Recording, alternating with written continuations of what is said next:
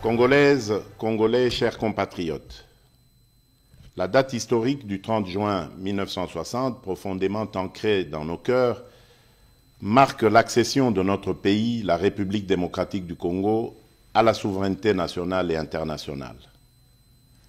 Aujourd'hui, encore 63 ans plus tard, nous célébrons avec grande fierté cet événement, non seulement pour honorer la lutte de notre liberté et de notre indépendance menée avec courage et détermination par les pères fondateurs de notre nation, mais aussi et surtout pour réitérer notre attachement à ce bien précieux qu'ils nous ont légué et que nous avons à notre tour le devoir de transmettre comme tel aux générations futures, et ce, en dépit de toutes les adversités d'où qu'elles viennent.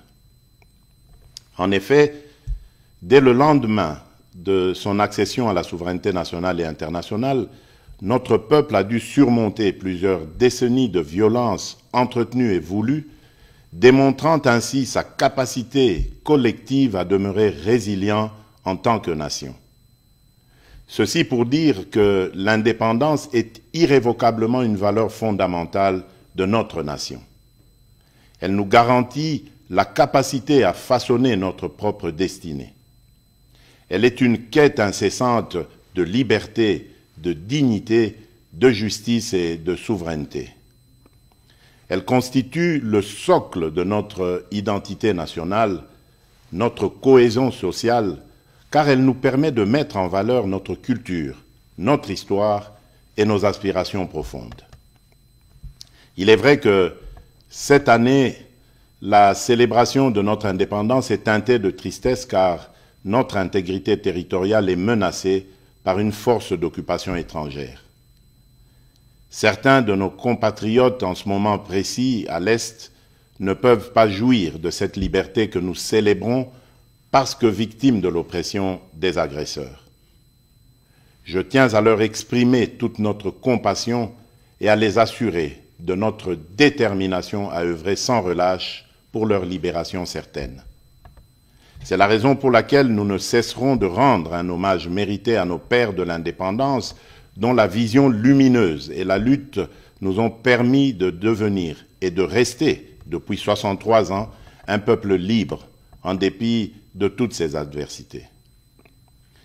Mes chers compatriotes, au défi permanent de la préservation de la liberté chèrement acquise, nous devons inlassablement associer celui de la poursuite de la noble et grandiose œuvre qu'est la bataille pour le développement économique et social de notre pays, de manière à mériter ainsi le rêve et les sacrifices consentis par nos pères de l'indépendance. C'est seulement à cette condition que les générations futures pourront à leur tour être fiers de l'héritage que nous leur aurons légué. Cependant, laissez-moi vous dire que j'ai pleinement conscience de votre perplexité au regard de la baisse du pouvoir d'achat, surtout celui des plus démunis, dont les conséquences, bien que prévisibles sur le panier de la ménagère, se veulent pour certains difficilement surmontables. Les performances enregistrées au niveau des recettes intérieures, grâce à une évolution favorable des prix de produits de base et à la numérisation du processus de recouvrement, n'ont pas été suffisamment ressentis à cause du contexte économique mondial et de la situation sécuritaire à l'est de notre pays. En effet, l'enlisement de la guerre en Ukraine, d'une part, a occasionné la hausse des prix mondiaux des commodités et des matières premières, de l'énergie et des produits de première nécessité, entraînant ainsi des pressions inflationnistes dans le pays et même au sein des économies les plus robustes du monde. Et d'autre part, la guerre à l'est du pays a provoqué une augmentation significative du volume des dépenses exceptionnelles dans le domaine de la sécurité en vue de garantir notre intégrité territoriale. Cependant, les perspectives à court et moyen terme demeurent favorables et stables. En effet, les prévisions du Fonds monétaire international pour 2023 sont de l'ordre de 8%, de 7,2% pour 2024 et de 7,5% pour 2025. C'est ainsi que je voudrais vous rassurer que l'amélioration des conditions de vie de mes concitoyens demeure au cœur de mes priorités quotidiennes. J'ai assigné au gouvernement de la République, sous l'autorité du Premier ministre et à la Banque centrale du Congo, la tâche particulière d'accentuer les efforts de stabilisation des paramètres macroéconomiques en vue de limiter au maximum les effets néfastes sur le panier de la ménagère, d'améliorer la gouvernance publique dans ces secteurs et de répondre autant que possible aux aspirations légitimes du plus grand nombre d'entre nous. Mes très chers compatriotes, au choc sus évoqué et que le gouvernement s'est ardemment employé à amortir, se sont ajoutées les menaces persistantes à notre intégrité territoriale et à la sécurité de nos populations et de leurs biens. En effet, le climat d'insécurité qui prévaut dans certains espaces de notre territoire national perturbe fortement la poursuite harmonieuse des ambitions que nous revendiquons collectivement. Comme vous le savez, notre pays fait face depuis de nombreux mois dans sa partie orientale à une agression vile et barbare perpétrée par un voisin belliqueux, le Rwanda, au nom d'intérêts obscurs et ignobles. Au regard du danger que court le pays, il vous souviendra que j'avais lancé l'année passée un appel patriotique à notre jeunesse de s'enrôler dans les rangs des forces armées de la République démocratique du Congo et de la police nationale congolaise. Quelques mois après cet appel, nous avons été heureux de voir plusieurs dizaines de milliers de jeunes compatriotes y répondre favorablement. Ceux-ci comptent déjà parmi les renforts à l'effort de guerre livré par nos forces de défense et de sécurité, et nombreux se pressent chaque jour davantage auprès des centres de recrutement prévus à cet effet. À cette occasion, je salue la bravoure de notre peuple qui, meurtri dans sa chair, ne se résigne pas pour autant et ne cesse de défendre avec une énergie inouïe l'intégrité de notre territoire. Je salue également les forces de défense et de sécurité qui s'emploient sans ménagement à mettre l'ennemi hors d'état de nuire en vue de permettre un retour rapide de la paix et de la stabilité indispensable pour notre développement. Soyez convaincus que ce combat que nous livrons au quotidien pour sauvegarder notre souveraineté et notre intégrité, nous le poursuivrons sans désemparer jusqu'à la victoire finale. Telle est et sera notre mission.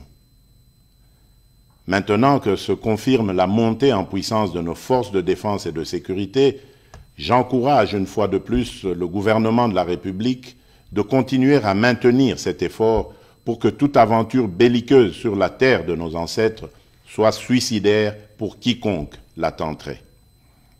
C'est ici l'occasion d'exprimer notre entière solidarité à toutes nos sœurs et à tous nos frères des territoires occupés par les terroristes du M23, lesquels frères et sœurs vivent présentement dans des conditions d'extrême précarité et dont la situation humanitaire n'a cessé de se dégrader à cause de leur éloignement forcé de leur milieu d'origine et des exactions subies.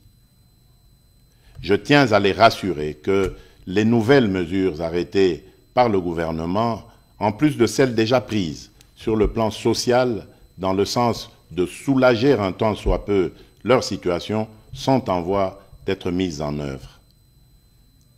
Mes très chers compatriotes, cette célébration de l'accession à la souveraineté nationale et internationale vient aussi interpeller, en cette année 2023, notre devenir comme nation et la perception de notre construction du vivre ensemble et de la cohésion nationale. Elle est l'occasion pour nous de renouveler le chantier de l'unité nationale, de construire une société républicaine plus juste, solidaire et vivable pour toutes les composantes sociologiques et linguistiques, quelles qu'elles soient. Le défi pour notre pays étant le dépassement des frontières ethniques, culturelles et linguistiques. Cela étant dit, je dénonce toute velléité tendant à opposer différentes communautés congolaises entre elles. Nous sommes un pays diversifié avec différentes cultures et langues. C'est en cela que réside tout le mystère de notre richesse en tant que peuple parmi tant d'autres sur cette planète.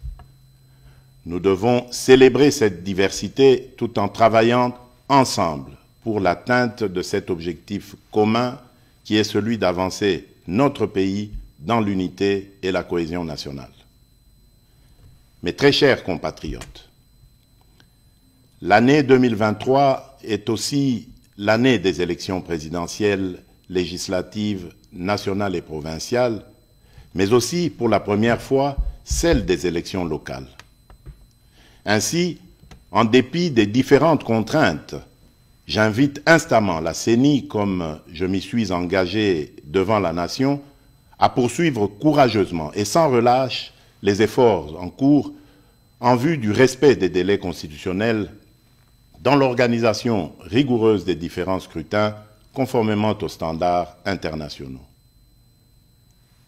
Au regard de l'évolution à ce jour des opérations électorales effectuées sur l'ensemble du pays, je félicite la CENI pour cette première partie du travail abattu dans le respect de sa feuille de route. De même, je rappelle au gouvernement de la République de continuer à faire sa part, notamment en prenant toutes les mesures nécessaires pour mettre les moyens financiers à la disposition de la CENI en vue de la tenue des élections transparentes et crédibles dans le respect des délais constitutionnels. En effet, ces élections donneront l'occasion aux vrais dépositaires de la légitimité populaire, c'est-à-dire le peuple congolais, de choisir librement celles et ceux qui seront appelés à assumer, pendant une période, la noble charge de la conduite des affaires de la nation au plan national ou local, dans l'intérêt général.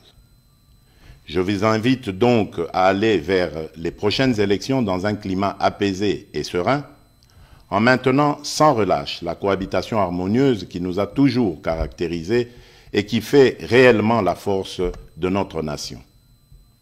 Nous devons absolument, pour cela, préserver dans notre beau pays l'unité, la cohésion sociale et la stabilité, nonobstant nos convictions et nos choix qui peuvent, bien entendu, être divergents.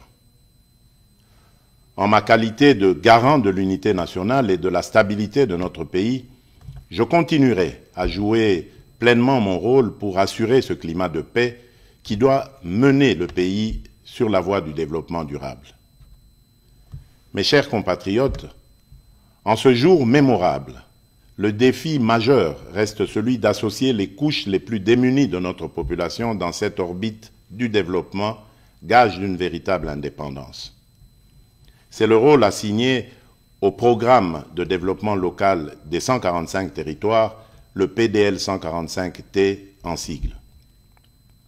Ce programme, destiné à promouvoir l'émergence des économies des territoires et à améliorer les conditions et cadres de vie des populations rurales à travers des investissements publics massifs, permettra non seulement de réduire rapidement la pauvreté et les inégalités spatiales dans notre pays dans le moyen terme, mais également favorisera une convergence rapide des revenus et des conditions de vie entre les populations rurales et celles des milieux urbains.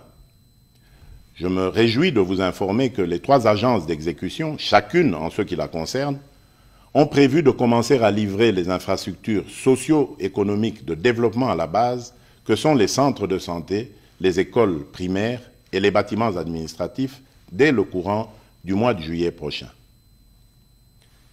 Mes très chers compatriotes, l'indépendance est un droit inaliénable que chaque nation doit défendre avec force et détermination, car c'est ce qui nous permet de protéger nos intérêts et notre avenir.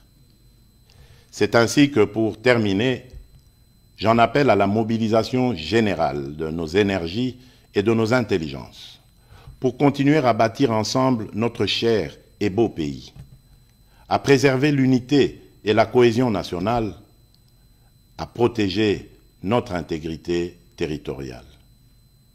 Que Dieu bénisse la République démocratique du Congo et son peuple. Joyeuse fête de l'indépendance à toutes et à tous. Je vous remercie.